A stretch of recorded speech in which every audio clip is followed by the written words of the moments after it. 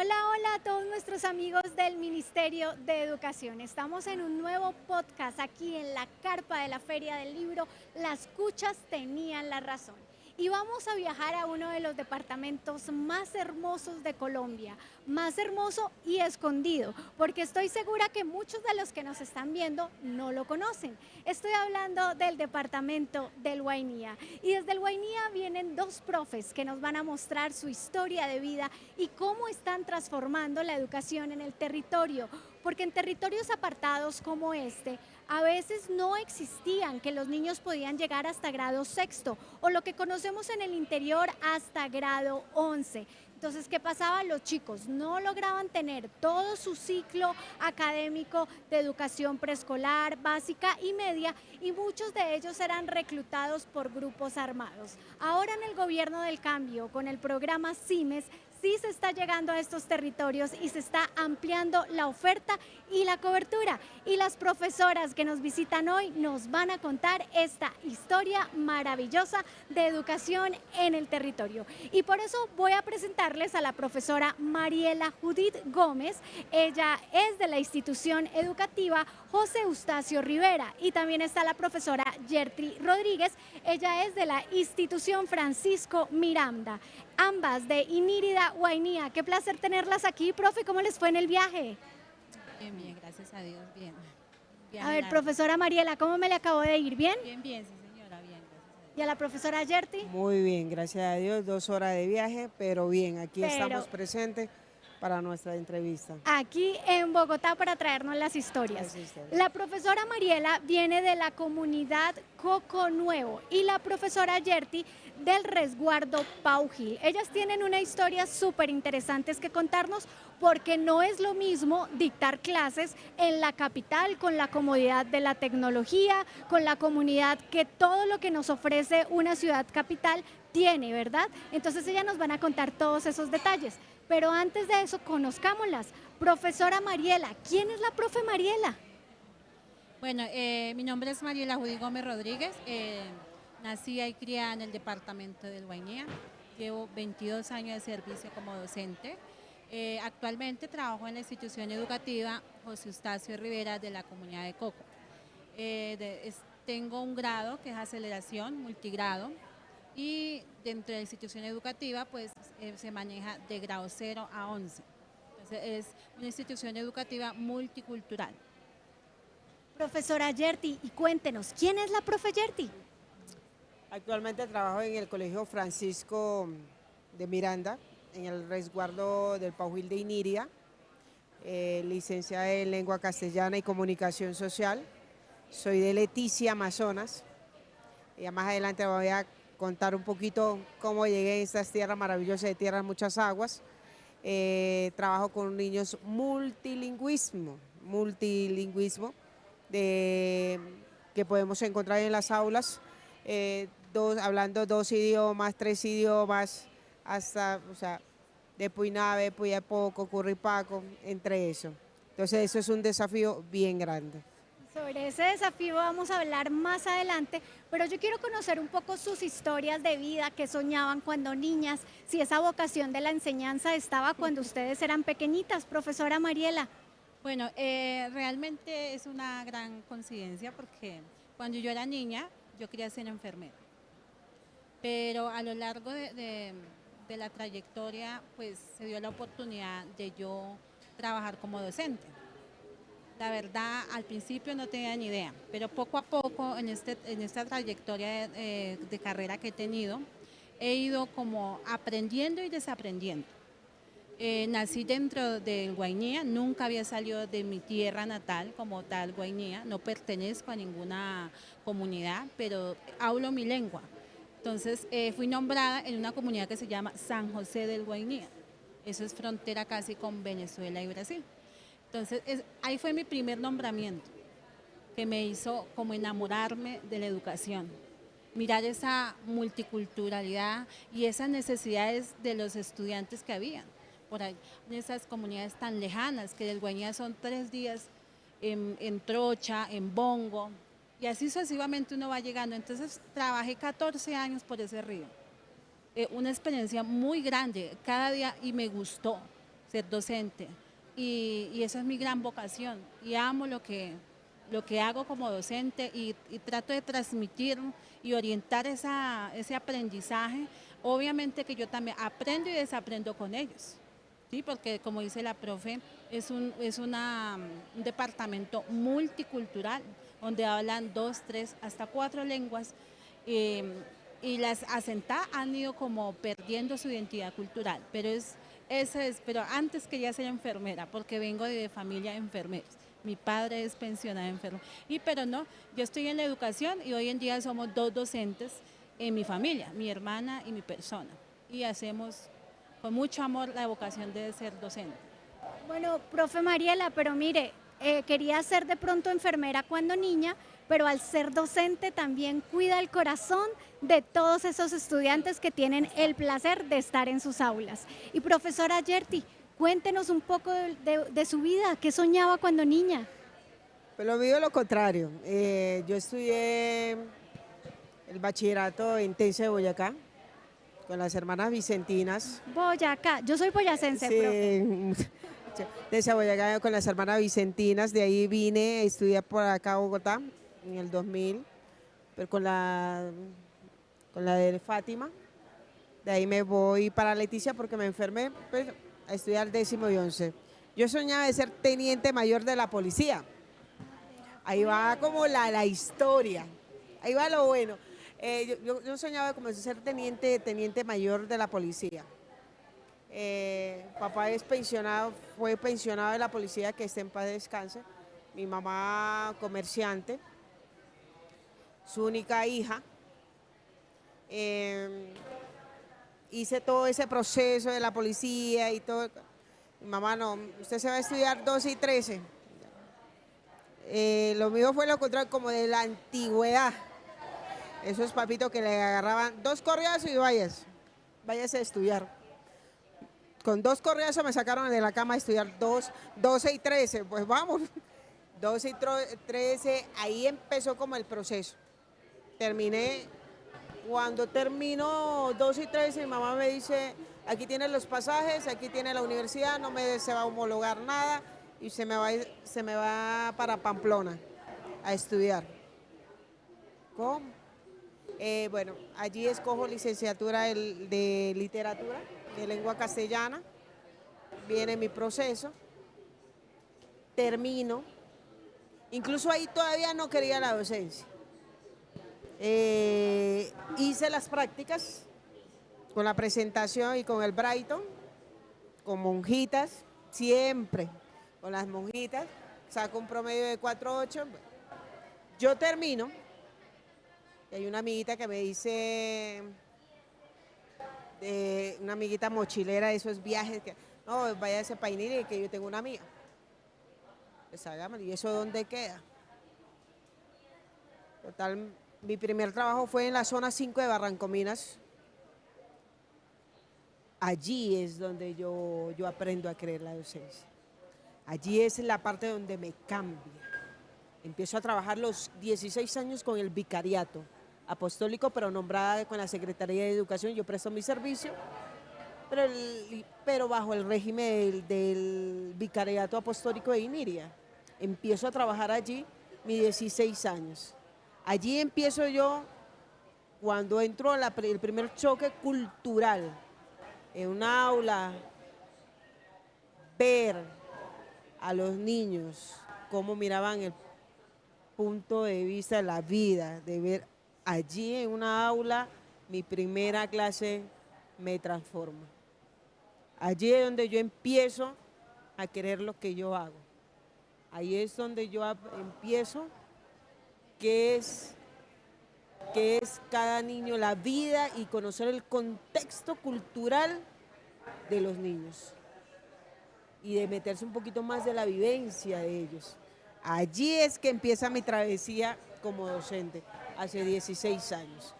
Bueno, profes, pues muy lindas las historias. Entonces la vida las fue llevando poquito a poco a la docencia y ahí está la magia de nuestras profesiones, ¿no? Cada uno sueña con algo y realmente las vocaciones se van dando, nos van mostrando los caminos. Pero ahora yo quiero que hagamos un ejercicio muy bonito para la gente que nos está viendo y es contarles cómo son sus resguardos o sus comunidades, cómo es dictar clase en estas comunidades. Entonces vamos a ir con la profesora Mariela en la comunidad del Coco Nuevo.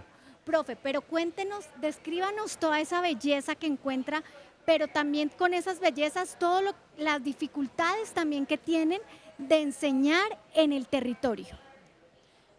Bueno, en mi institución educativa queda retirada a casi 20 minutos de lo que es lo que llamamos el pueblo. Los niños, hay estudiantes que son del pueblo, como llamamos. Se hace 2 rutas en la mañana, una a las 5 de la mañana y una a las 5:40. La institución educativa, como yo les decía, es multicultural. Se atiende estudiantes de grado 0 a 11.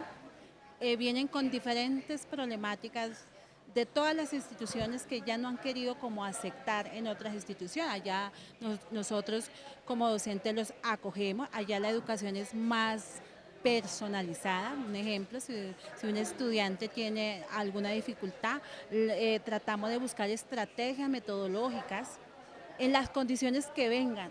No les exigimos solo que asistan a sus clases como debe ser. Muchas veces ellos son estudiantes que son de bajos recursos, que la única alimentación que reciben es el del PAE. Lo que llaman ellos refrigerio, para ellos es un desayuno. Lo que ellos llaman medio almuerzo, para ellos es un almuerzo, porque es lo único que consumen estando en el colegio. En la tarde ya no sabemos cuál es la vida de cada estudiante, pero mientras está en nuestras aulas, que le dictamos con los medios que tengamos, por decir un ejemplo, trabajamos con los medios porque el gobierno nacional, el gobierno departamental nos ha dado muy pocos recursos, nos toca trabajar con lo que tengamos del contexto. Un ejemplo, vamos a hacer una artística con los niños. Bueno, vamos a escoger material del medio, hojas secas. Y los niños son felices, de alcoholbón, pegan con lo que encuentran. Son niños muy felices que con lo poco y nada que tienen, ellos llegan a aprender. Un día que no haya clase para ellos es como si no quisieran quedarse en sus casas, pero son niños muy motivados a ir, son niños que apenas ven al docente, profe, ¿cómo le fue? Venga, le doy un abrazo. O sea, no es ese cariño que le cogen a uno, pero es una comunidad, como le decía, multiétnica, nos faltan muchos espacios, la parte infraestructura demasiado, pero ahí vamos poco a poco con el granito de arena, motivando cada día que los niños. Este año fue la etapa de matrícula, porque años anteriores casi no había matrícula. Este año tenemos alrededor de casi 450 estudiantes en la institución educativa. Ya nos ha tocado como decir, no hay más cupos, ya no tenemos dónde meter, porque tenemos grupos de 45 estudiantes. Y el señor rector, Luis Ernesto, ha hecho lo posible por atender todos los estudiantes posibles que llegan y no dejarlos como decir, no, profe, haga una excepción, recíbame el niño. O los papás rogando a uno por un cupo por las diferentes necesidades que tienen. Porque no es lo mismo estar en una institución urbana que en una rural. Allá ellos, a veces sean cholitas, llegan, pero llegan a aprender. Sin uniforme llegan, pero llegan a aprender de las edades que sean. Bueno, muy bonita la descripción y ahora llegó el momento de conocer en palabras cómo es esa comunidad de Pau Gil, profesora Gertry. Descríbanos todo, además porque yo voy a hacer una infidencia porque quiero que le cuente esto a todos nuestros amigos del Ministerio de Educación y es que haciendo el ejercicio previo de diálogo con las profes, la profesora Gertry me contó que cuando llegó a este colegio se le aguaron los ojos porque muchos niños no llegaban con mochilas, sino que eran bolsas. Entonces, profe, descríbanos eso. Fue en la zona 5, en Barrancombina, en Pueblo Nuevo. Casi, es en el río más que todo que se ve. Los estudiantes, ahí es donde yo aprendo a querer la docencia y aprendo a ser mejor persona. Porque es que uno no puede enseñar, como maestro no solamente se puede dedicar teoría, lo que manda el DBA, los estándares, todo eso es lo que nos pide el Ministerio de Educación, ¿cierto? Aparte, ¿cómo usted puede entrelazar todo eso, lo que le pide el Ministerio de Educación, cómo puede entrelazar con el contexto? En esta parte estamos hablando de una riqueza cultural, ¿cierto? Una riqueza cultural, y entre esos niños, pues, cuando yo llegué a la zona 5 en Pueblo Nuevo, imagínense, y fui por un semestre, los niños llegaban, era por primera vez yo en mi vida, que yo miraba a los niños que llegaban descalzos, sin zapatos, la mochila. ¿Cuál era la mochila? Una bolsa. ¿Jo? Le decía, ¿jo? Sí, una bolsa. El refrigerio, pescado asado, moqueado, lo típico, y su casabe, mañoco, y hágalo. Llegaban a veces empapaditos para ir para el colegio, y uno quedaba aterrado viendo cómo ellos llegaban a las aulas de clase descalzos. A veces tienen el uniforme completo y están descalzos. Ahí se pueden tener solamente el pantalón del uniforme, pero sin la camisa, pero están descalzos. O a veces simplemente una ropa bien viejita, lavadita y descalzo. Porque muchas veces les dificulta comprarse como el zapato o el uniforme completo. O a veces, muchas veces se les dificulta, hoy en día, pues allá sí se les entregaba la dotación de los útiles escolares, pero a muchos se les dificulta hasta para comprarse un lápiz, colores, y todos esos materiales a veces lo debe suplementar es el colegio, o a veces el docente. Eso fue la transformación en mi vida personal. De ese modo es que me quedo en el Guainía 15 años, 16 años, 15 años trabajando con el vicariato. Hace un año que estoy trabajando en el Colegio Francisco de Miranda. Francisco de Miranda para el resguardo indígena. Ahí viene otra adversidad, porque aparte de encontrarme de la parte de multilingüismo en la zona 5, aquí me encuentro más. Aquí es un reto. Aquí de fortalecer, de vivir la parte de las creencias, la sobrevivencia, como decir, en la selva. Sobrevivencia en la selva. Sobre todo es cómo vas a enseñar la lengua castellana, que ellos deben de manejar en la parte de comprensión lectora y en su lengua. ¿Ve? Porque a usted viene unas pruebas IFES, a usted le califica todos por igual a nivel nacional. A nivel nacional no tiene nada que ver si el Guainía tiene lengua, si tiene piapo, curripago, diferentes lenguas, no tiene nada que ver. Y el proceso de aprendizaje de un mestizo, de un colono, como yo dije, mestizo, colono, de un indígena, es muy diferente. El proceso dentro del aula es muy diferente. Lo que el Francisco de Miranda ha conservado y sigue conservando y sigue fortaleciendo es la cultura ancestral. Lo sigue enriqueciendo a través de las enseñanzas en las aulas de clase. No solamente la aula de clase se convierte, dictemos clases, la teoría, la temática, no.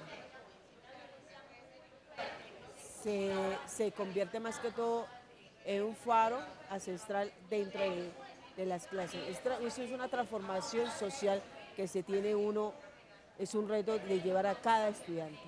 Bueno, profesora, ya ha tocado usted un punto súper importante, y es hablar de cómo se dan clases en el Guainía, en donde hay muchas culturas, también tenemos muchos lenguajes muy nativos.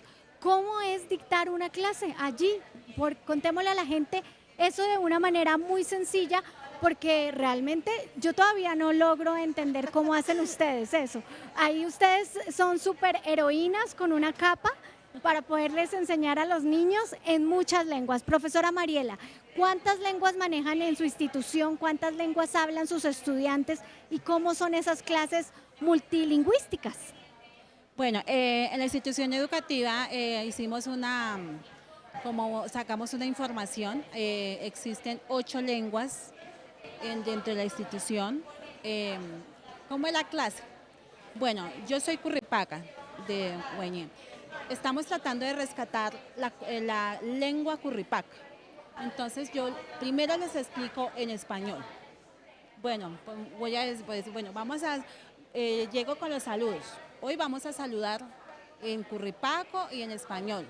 Buenos días, Jale Baikao, que significa buenos días en curripaco. ¿Cómo es, profe? Jale Baikao. Jare Baikao. Jale Baikao. Aprendimos algo. Entonces, siguiente paso. Bueno, hoy vamos a intelectuar, pero vamos a traducirlo en Puinave, en Sicuana, en Piapoco, en Desano, en Tiratapuy. Entonces ellos van traduciendo los saludos en las diferentes lenguas de los estudiantes que estén dentro del aula. Entonces ellos, bueno, profe, salga un estudiante que diga en Puinave, buenos días, y sale el Puinave diciendo buenos días en su lengua. Salga el Piapoco, sale el Piapoco diciendo buenos días en su lengua.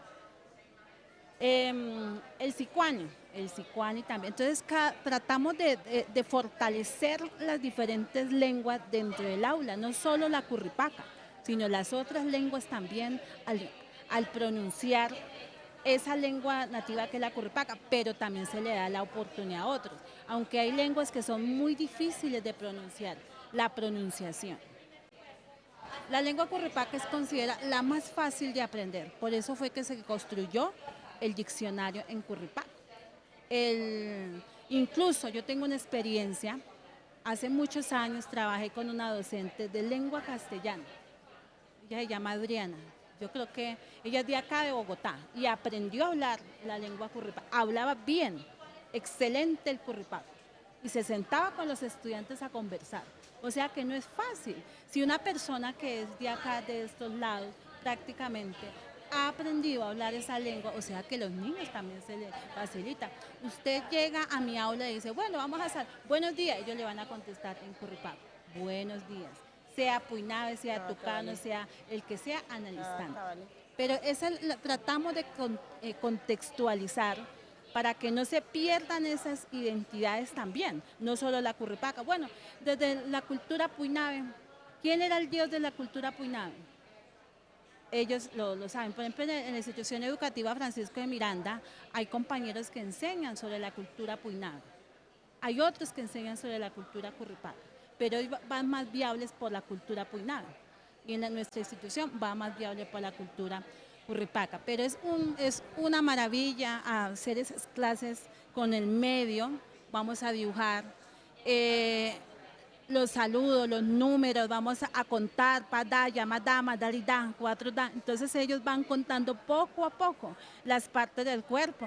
¿Cómo se nombran las partes del cuerpo? Nubidá, nonomá, nuti. Ellos van nombrando poco a poco, pero vamos a organizarlo. Entonces, no solo en la cultura curvaca, sino en las diferentes lenguas. Sí, señora. Muchas gracias, profesora Mariela, por esa descripción.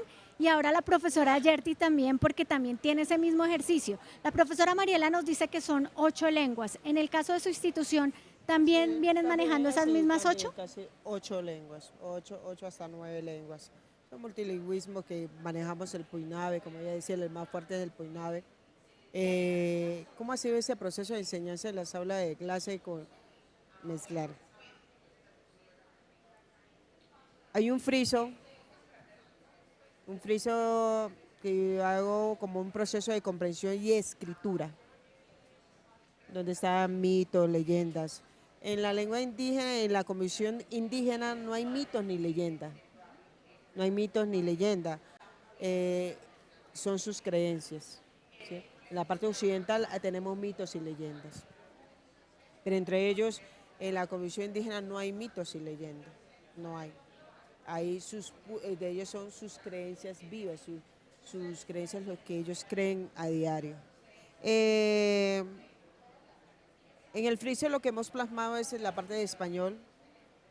A veces hablo núcleos, por ejemplo, quiénes son Piapoco, quiénes son Curripaco, quiénes son Puinave, quiénes son Sicuani, quiénes son... Vamos enlazando por grupos. Vamos a ponerlo en español, escribiendo en español, colocando la ortografía en Puinave, Piapoco, y cada grupo va exponiendo su propio su propio trabajo, tanto en español y tanto en su lengua. ¿Cómo ha sido el desafío a veces cuando yo explico en clase?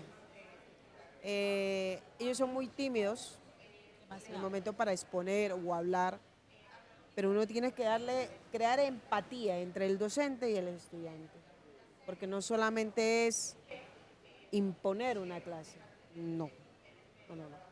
Es tener empatía y saber cómo uno va a crear esa pedagogía dentro de esa aula de clase y cómo se encuentra en el momento que usted, que desde que llega en el aula, usted se tiene que dar cuenta, usted percibe la energía como cómo está su estudiante. Ya, de ahí usted parte de una clase. Usted puede tener una clase muy planeada, muy bonita, pero usted llegó a la clase y usted percibió en el contexto como que los estudiantes están como debajo de nota.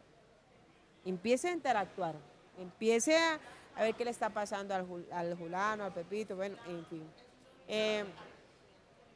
Cuando uno explica la clase, y a veces uno sigue con la historia y está explicando que Gabriel García Márquez, que las crónicas de una muerte anunciada, que bueno, y a veces todos le quedan mirando. Y cuando usted se da cuenta que todos le quedan mirando y nadie dijo nada, ¿entendieron? Sí. Eso quiere decir que no entendieron. Sí. No entendieron, absolutamente no entendieron. Entonces uno llama, sí, fulano. Lo que yo expliqué, ¿usted entendió? Sí, pero explíqueme esto en Piapoc. Se explica en Puinave, se explican, empiezan entre ellos. Ahora sí, entonces cuando veo que quedó un vacío, trato como de mejorar el proceso de enseñanza, ver cómo me hago entender. ¿Ve? En el Colegio Francisco de Miranda se fortalece mucho lo que es la lengua indígena, mucho. Allí tienen ellos clase de Puinave, donde ellos tienen que aprender a hablar Puinave, tienen que aprender a escribir, y allá se hacen las actividades culturales, los clanes se reúnen, todo ese proceso sirve para ver una conversación, ver un diálogo, y así de esa forma se sigue fortaleciendo la lengua y también la parte de español, porque no podemos dejar tampoco el español, que también le prioriza aquí a nivel nacional, ¿cierto? Entonces, pero ellos hay que seguir fortaleciendo sus lenguas, y más que todo en la escritura. Y debemos tener algo claro, que en la lengua de ellos no se manejan los artículos, ni los verbos, no, eso va directo. Si yo digo por lo menos el mapa, ellos dicen la mapa. Porque veníamos eso, nosotros se va para el aeropuerto y hay que recoger el tiquete, sí, hay que recoger el. Usted dice el tiquete, no, la etiqueta. La etiqueta, O sea, ¿el artículo es la siempre para todo? No hay artículo. No hay artículo. Entonces, ahí es la confusión bien grande entre ellos. Y hasta por eso es un reto de pronunciación. Y ahí el docente tiene que buscar la forma de cómo hacerse entender con ellos. Bueno, esos son los retos de nuestros profesores en estos lugares y comunidades indígenas, que nos comparten de manera muy interesante. Entonces, les agradecemos por eso, porque además aquí estamos también aprendiendo, y lo que cuenta la profe es prácticamente que ellos se convierten en también profes de sus mismos compañeros, aprendiendo, porque el ejercicio es de esa manera. ¿Lo entendí bien? Sí. ¿Se vuelven profes? No busca imponer como la educación ante ellos, ¿cierto? No busca uno imponer ante la educación externa, no, occidental, no. Ver cómo podemos interactuar entre lo occidental y la sabiduría de ellos, ancestral. Y la sabiduría ancestral. El aula de clases se convierte más que todo en un espacio de danzas tradicionales, en un encuentro tradicionales, tanto los mitos, la leyenda, sus creencias, sus ritos, Artesanía. su artesanía,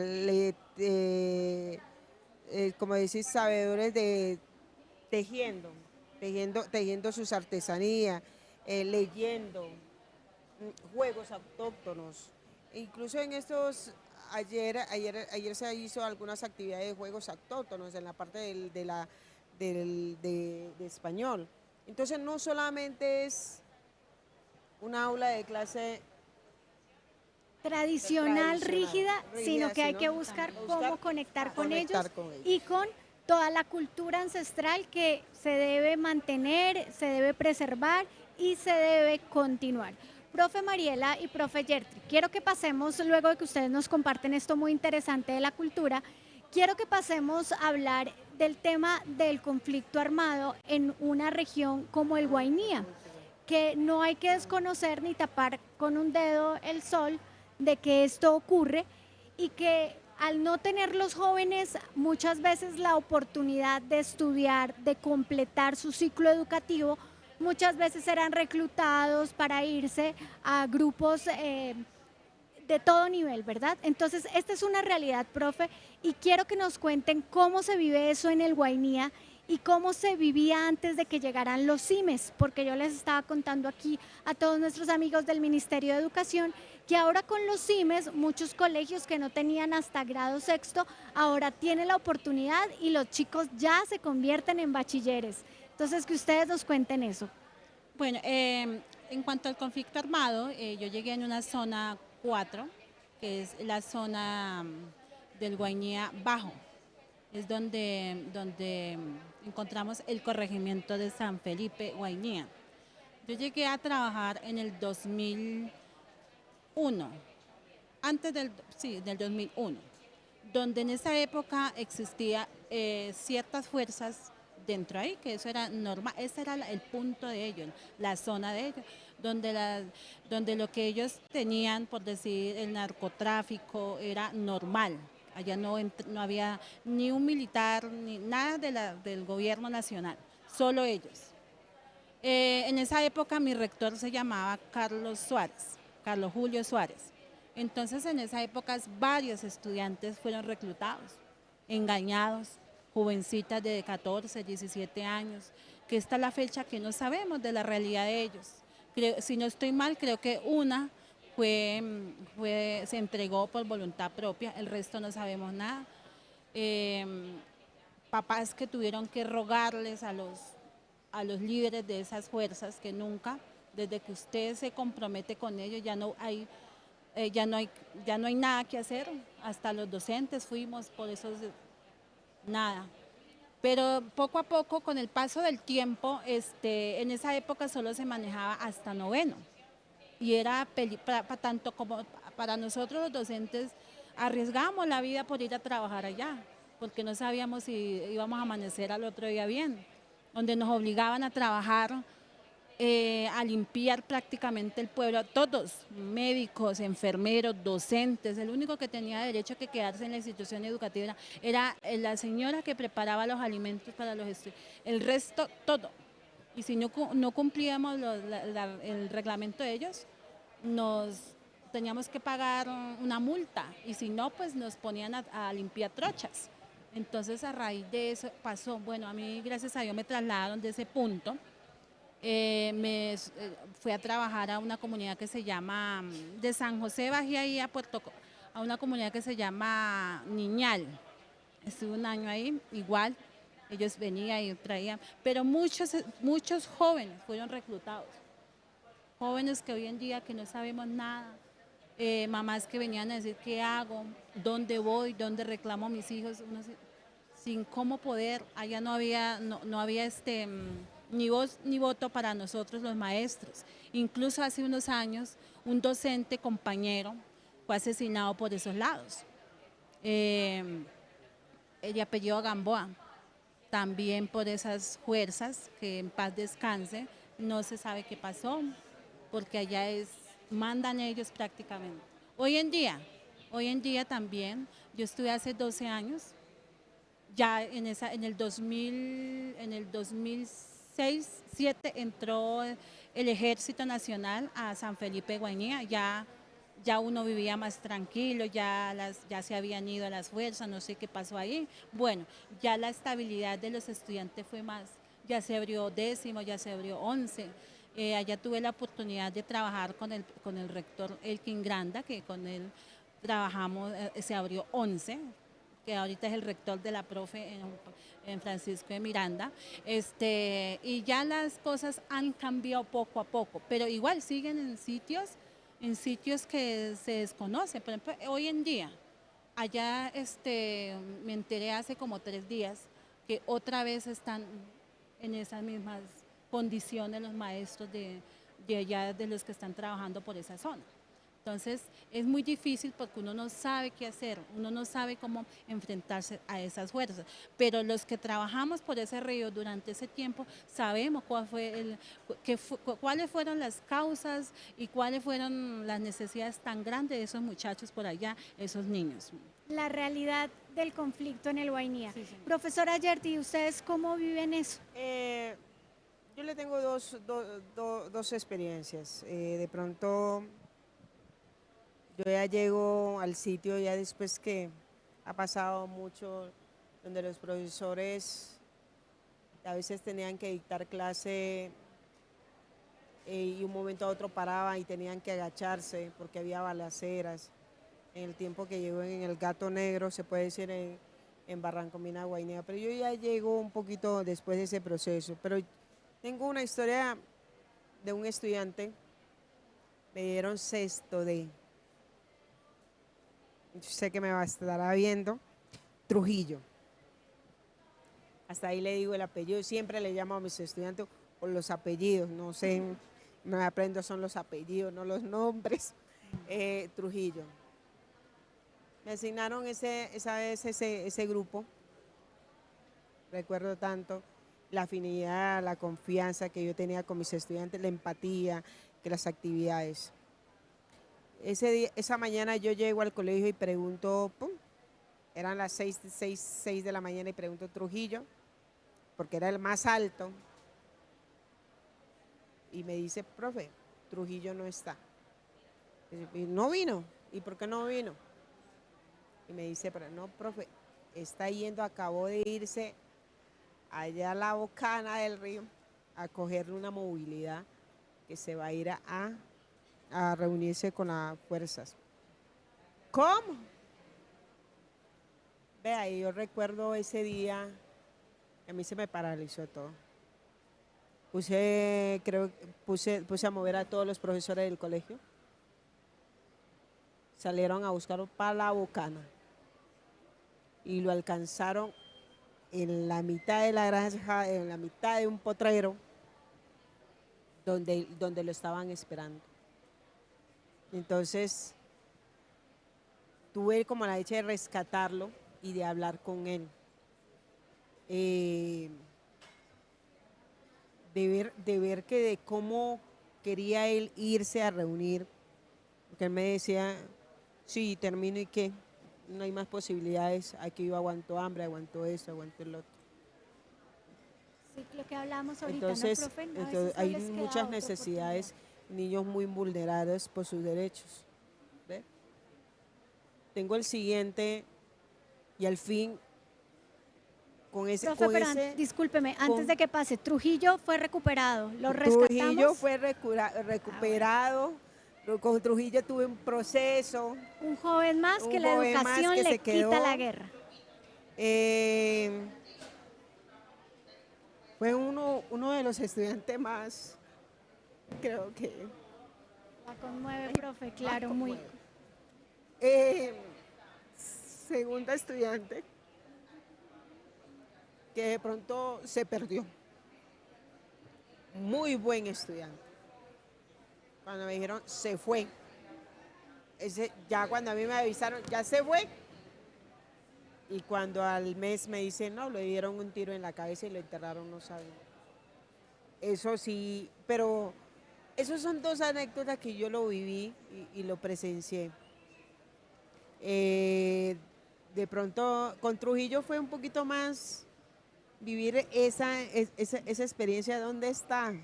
Y de poner a movilizar a los profes y para ir a recuperarlo en la mitad de un potrero. Entonces, y porque a él ya lo estaban esperando. Entonces, Eso hoy en día ya tiene familia, ya vive en el pueblo, ya, ¿cierto? Hay cosas que, sí. En eso sí tengo la fortaleza de que yo soy un carácter muy fuerte. Soy de carácter de poner, Pero también muy sensible, pero profe, se también le soy muy nota. sensible, soy un carácter muy fuerte. Pero cuando yo llevo con mis estudiantes, tengo una empatía de que yo quiero que ellos sobresalgan, prosperen, ¿ve? Que no se queden callados, o sea, aleguen por sus derechos, eso, que no se queden callados por lo que le dice el prof, no, o porque le dice la persona, no, que no se sientan, que uno no puede vulnerar los derechos de los jóvenes ni de los niños, eso, y casi la mayor parte de adultos nos estamos olvidando de eso, ¿ve? Y eso no puede estar pasando más en Colombia, vulnerar los derechos de los jóvenes y de los niños más que todo. Bueno, profe, pues muchas gracias por haber recuperado a Trujillo, a Trujillo. haberlo traído a la educación y haberle dicho no, la guerra no es una opción. Así que, Sí. profe, muchas gracias, porque además estoy segura que usted nos cuenta acá la historia de Trujillo y se le conmueve el corazón, nos muestra sus lágrimas, su humanidad, pero seguro como la historia de Trujillo, seguro debe tener más y la profesora Mariela debe tener muchos más. Entonces yo ahora quiero, profes, que me cuenten, después de que ya llega el CIMES y ya los estudiantes no solamente se quedan hasta 9º grado, sino que pueden llegar a grado 11 en poblaciones donde antes eso no era posible. Convertirse en bachilleres era algo que veían lejanos, cumplían hasta 9º como por un requisito. ¿Cómo ha cambiado eso en la estructura de la comunidad de Inírida, Guainía y de sus alrededores, donde los estudiantes ya muestran su cartón con orgullo y buscan no solamente tener ese cartón, sino llegar a la universidad pública que ahora es universidad gratis, de calidad? ¿Cómo se ve esa gran transformación que ha podido lograr el gobierno del cambio? Y comienzo preguntándole eso a la profesora Mariela. Bueno, desde que gracias a Dios ha habido pues el cambio tan grande, porque ya casi la mayoría de los colegios en Guainía tienen hasta 11. Nosotros hemos tenido ya casi 4 grados de 11 y claro, claro que sí, han tenido la oportunidad de pues ya en la parte profesional, lo hemos impulsado mucho a que ellos encaminen a la parte universitaria, ¿no? Porque anteriormente, lo digo desde los contextos que yo he estado, un ejemplo de San Felipe, lo que es todo Guainía, alto, medio y bajo, desde las condiciones desde allá y desde las condiciones del José Eustacio Rivera. Ha sido un cambio total. Ellos deciden si siguen la parte universitaria o siguen en el SENA, que son los más... ¿Qué consecuencias trae esto? Que ellos ya tienen la facilidad de ser profesionales y tienen el respaldo del gobierno nacional que le está diciendo, venga, estudie gratis, que usted va a ser profesional más a ellos. Entonces hemos tratado como de incentivarlos, vean muchachos que ya hay educación gratuita, ya pueden seguir con su carrera profesional, qué tal que de acá mañana usted me atienda como médico en el hospital, qué chévere sería ver un estudiante. Por ejemplo, yo los estudiantes que una vez les di clase en preescolar, en primer, hoy en día unos son docentes, otros son enfermeros, otros son policías, y así, o sea, uno se siente y se llena de orgullo que han seguido en ese transcurso, que han hecho su carrera profesional, ¿sí? Pero anteriormente cuando llegaba hasta 9º, por ejemplo los de San Felipe, les tocaba venirse a internar de San Felipe acá a Iniria, a hacer 10 y 11, esperar la oportunidad, si tenían la parte económica para salir aquí a estudiar. Hoy en día no, ya tiene ese respaldo más grande, pero es un cambio totalmente grande y agradecer mucho al gobierno de cambio por ese respaldo a nuestros jóvenes, porque eso era lo que buscaban, porque un ejemplo en Guainía, lo que pasó con la anécdota que contaba la profe, ¿por qué han tomado ese camino? Porque ellos no saben qué hacer con su vida, no saben una proyección de vida más adelante, no tienen cómo salir adelante, entonces el único camino que ven es pues irse para las incidencias de esas fuerzas. Pero hoy en día no, hoy en día el chico tiene ya su proyección de vida, como usted le dice, vea, es que usted va a tener la oportunidad de estudiar gratis en la universidad, ya, listo, ya puedo seguir con mi carrera. Entonces, pero ha sido una fortaleza y un logro muy grande para nuestros jóvenes en el Guainía. Bueno, la misma pregunta para la profe Yerti. Sí, lo que hace es abrir unas brechas, ¿no? Una brecha a la educación. En los sitios más lejanos a docentes que de pronto que tienen más un difícil de acceso, porque hay sitios, hay colegios que más o menos llegan al punto y tienen que caminar 2 días, 3 días, ¿cierto? Y allá ha llegado CIMES, ha abierto unas brechas, ha abierto unas oportunidades para los jóvenes.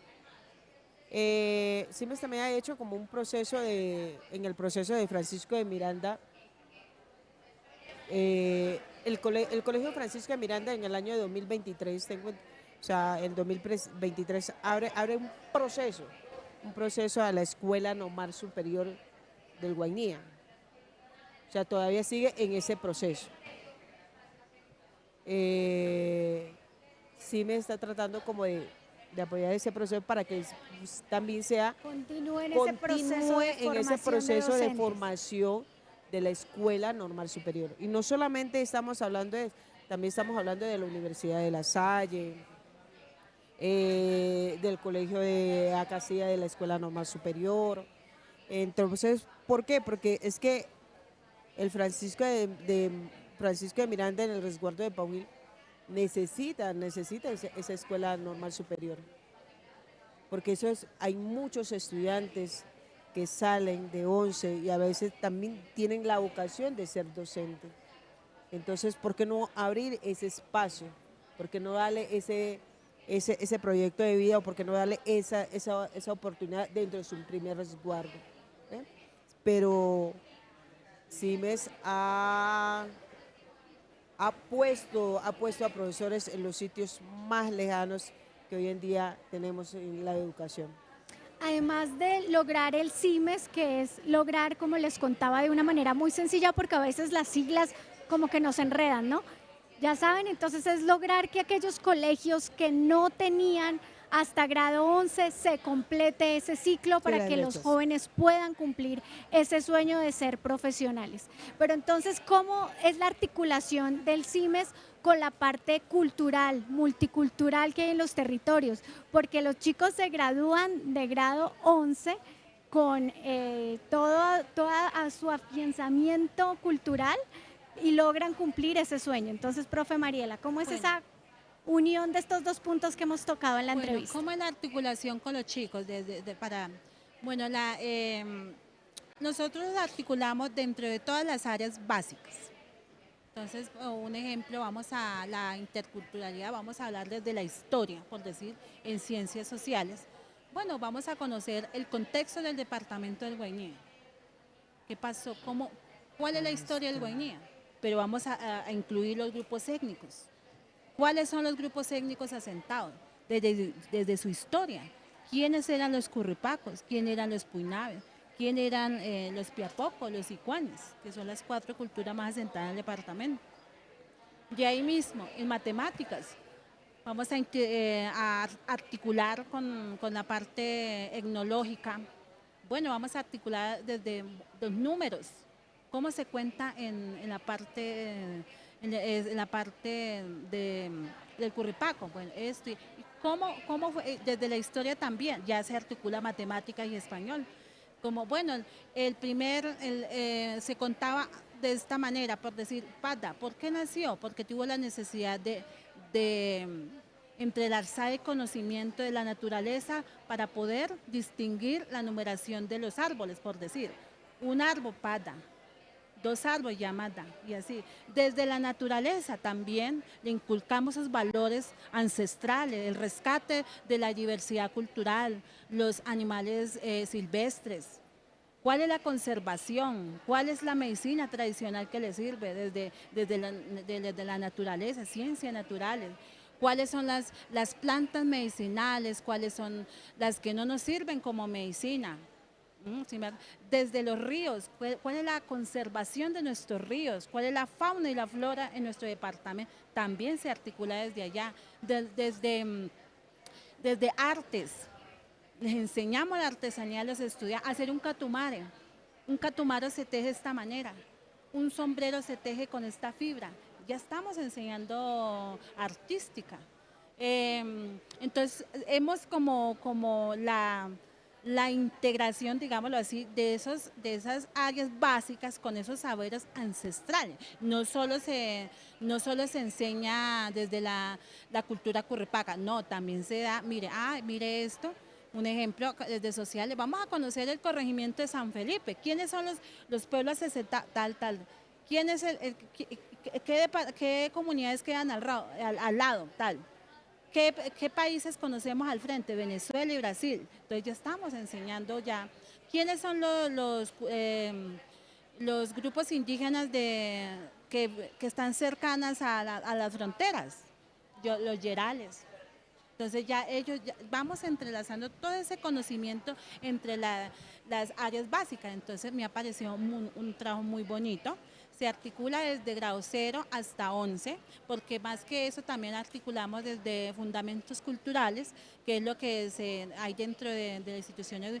Se creó desde las competencias básicas y lengua materna, donde se enseña el curripaco desde la historia, desde la trascendencia, desde que llegamos el niño de preescolar. Vamos a empezar con la A. ¿Qué palabra se pronuncia con la A? Amaná, que significa tonina. Bueno, el amaná. ¿Y dónde encontramos ese amaná? En el río.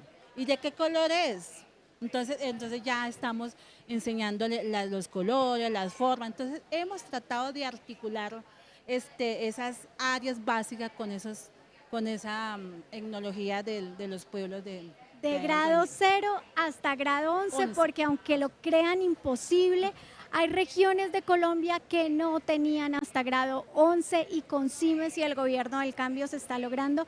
Y profesora Gertry, yo quisiera preguntarle cómo fueron esos primeros grados de CIMES cuando en muchas de las familias, yo creo que muchos llegaron a ser los primeros bachilleres, porque solamente el colegio llegaba hasta noveno, entonces no eran bachilleres. ¿Cómo fueron esos momentos de los primeros grados CIMES en el Guainía? Tengo entendido que los grados de CIMES más que todo están en el río, en los sitios las brechas más lejanas. Los de grado noveno, claro, es una facilidad y una viabilidad para los padres de familia, porque ya no tienen que trasladar a sus hijos y no tienen que trasladarlo, por lo menos algunos hasta Iniria, llevarlo y dejarlo y buscar y dejarlos en un internado, sacarle de su zona de confort, sacarle de su ambiente familiar. Entonces, por ejemplo, en los sitios más lejanos ya tenemos un docente de CIMES que ya tiene, por ejemplo, el grado noveno, ya abrió décimo, ya el año pasado se graduaron los de 11, entonces de los de 11, por ejemplo, ya tienen unas nuevas oportunidades para una universidad, tienen esa facilidad como para cumplir sus sueños en los lugares más lejanos que tiene Guainía. Bueno, profesora, ya se nos está acabando el tiempo, pero yo quiero que mostremos un poco del trabajo que hacen en la institución y que usted nos ha traído, entonces por favor descríbanoslo. En el Colegio Francisco de Miranda se articulan todas las áreas, completamente, eso se maneja por proyecto, por unidades didácticas. En este caso se maneja lengua castellana. Vamos a abrirlo, vamos a pedirle a nuestro amigo de aquí cámara. Aquí podemos ver el indígena, identidad, porque identidad propia. Los cerros de Mavicure, el ají que no puede faltar, el pescado, identidad, el libro de historias, de historia, de conocimientos. Y tenemos por acá.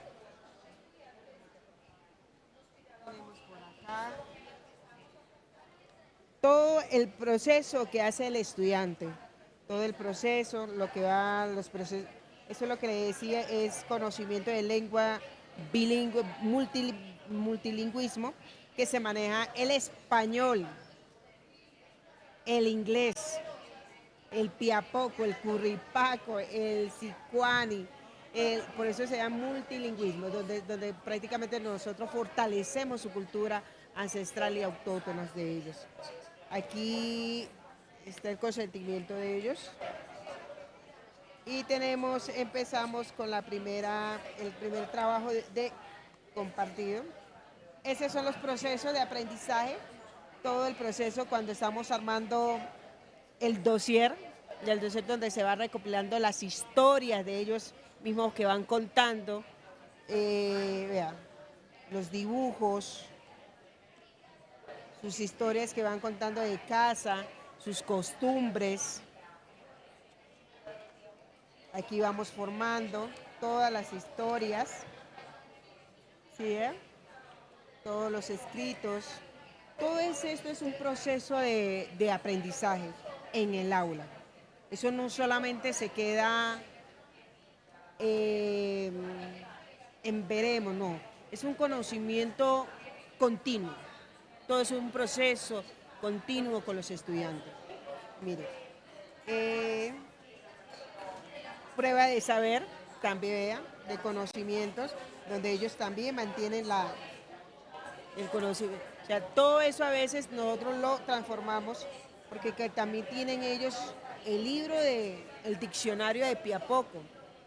El diccionario de Piapoco, entre las clases, vuelvo y les lo integro, o sea, la clase se vuelve un aula de conocimiento ancestral de occidental y de conocimiento propio de ellos. Fíjense del proyecto. Y hay algo muy particular del colegio, que no solamente maneja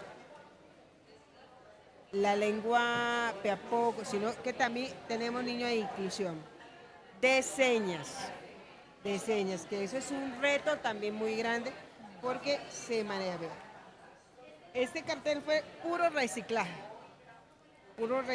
de botella, y hoy en día todavía sigue habiendo eso.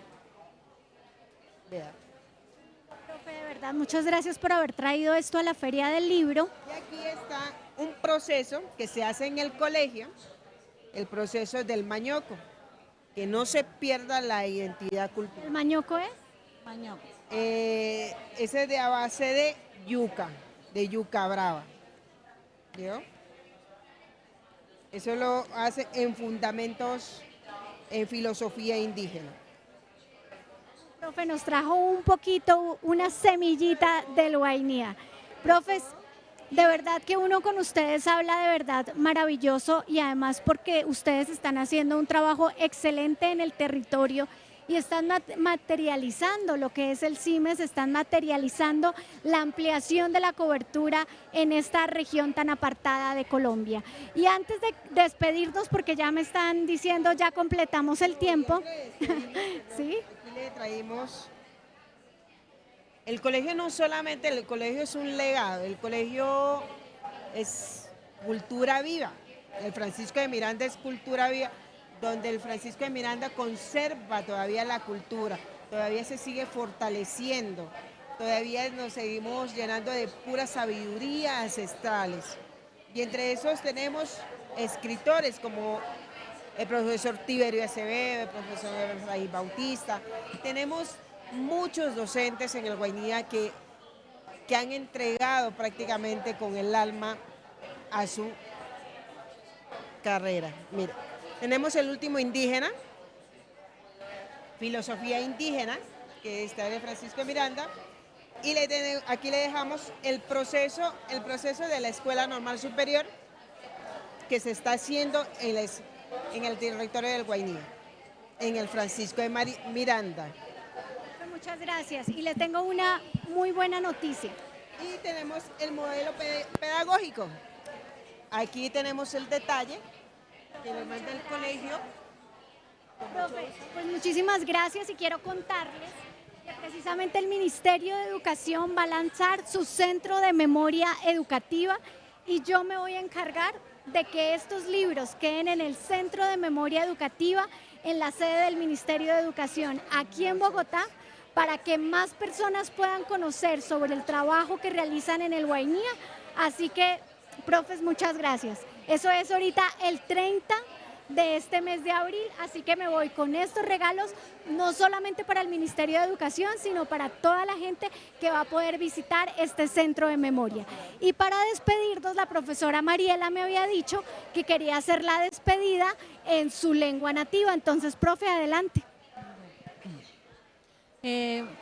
Macheña Itacaliaje, el Ministerio de Educación va a participar en la Feria de los Libros. Na vaya en Petaaje, Guañalico Cachanani, va a fortalecer que los Pimriaje, Nalina Corea, Guanaitanda.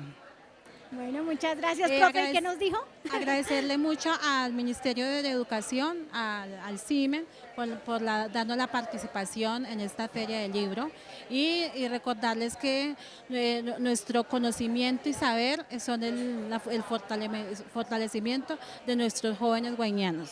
Bueno, muchísimas gracias, profesoras. Y para despedirnos nos vamos con los protagonistas, con los niños del Guainía, quienes nos han enviado un saludo para la carpa de Las Cuchas Tienen la Razón. Hasta pronto. Muchas gracias.